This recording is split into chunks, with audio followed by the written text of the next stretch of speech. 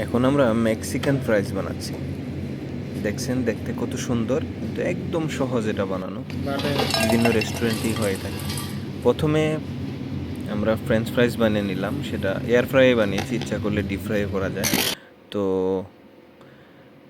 এটা করার পরে এটার মধ্যে যেই ফ্রাইজের মশলা আছে সেটা দিয়ে একটু মিক্স করে নেওয়া হলো। তারপর এটা প্লেটিং করে নিব।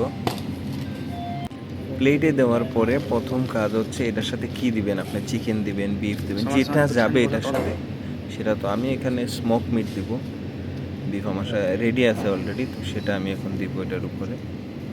এটা ছোটো ছোটো করে কেটেও দেওয়া যায়, আমার কাস্টমার যেভাবে চাইছে আমি সেভাবেই দিচ্ছি। যেমন দিয়ে দিলাম, দেওয়ার পর এখন হচ্ছে সসের পালা। কারণ মেক্সিকান ফ্রাইস বিভিন্ন ধরনের সস হয়, যেমন এটার উপরে প্রথম আমি দিয়ে দিচ্ছি র্যাঞ্চ সস, তারপরে এটার উপরে দিব মেয়োনিজ সস, এটা হচ্ছে চিজ সস, তারপরে দেওয়া যাবে বারবিকিউ সস। ঠিক এরকম বিভিন্ন ধরনের সস দেওয়ার পরে এটার উপরে দিয়ে গার্নিশ করার জন্য বিভিন্ন লিভস ইউজ করা যায়। আমি এখানে ব্ল্যাক অলিভ ইউজ করব, তারপর হচ্ছে